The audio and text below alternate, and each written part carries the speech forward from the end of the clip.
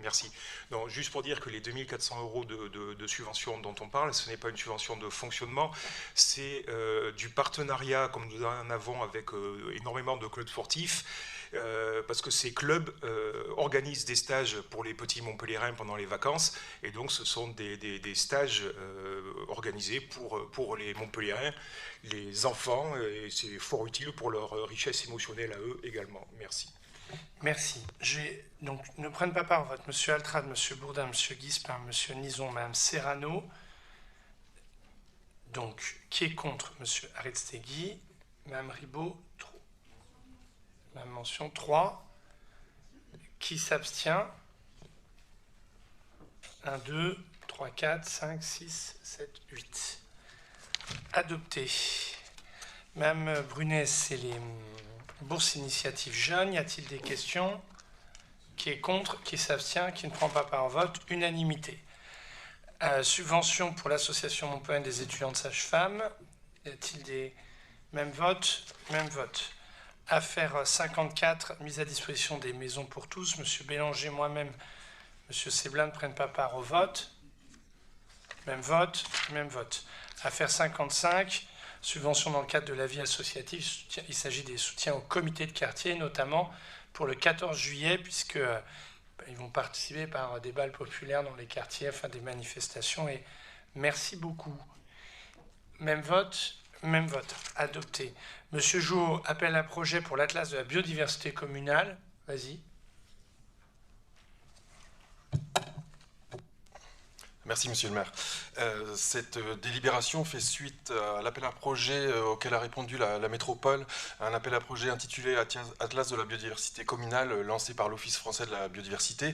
Donc, comme son nom l'indique au départ, c'est prévu au niveau communal. On a fait le choix d'un atlas beaucoup plus large, mais il faut que les communes de la métropole apportent leur soutien, et c'est l'objet de cette délibération aujourd'hui. Alors, cette délibération, c'est aussi l'occasion pour moi de rappeler que depuis le début du mandat, nous avons déjà beaucoup œuvré en faveur de la biodiversité.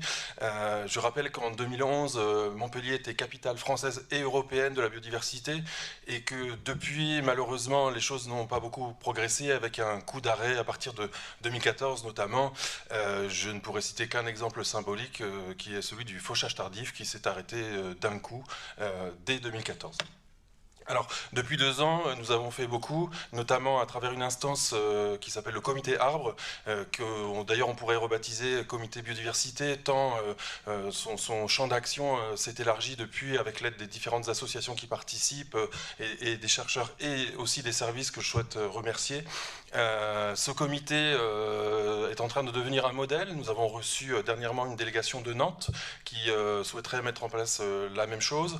Ce comité a vocation, comme l'Atlas de la biodiversité, à s'étendre à la métropole. Et là, j'ai échangé hier avec Florence Brault, et nous allons élargir ce comité à Prades-le-Lez dans les mois, les semaines qui viennent.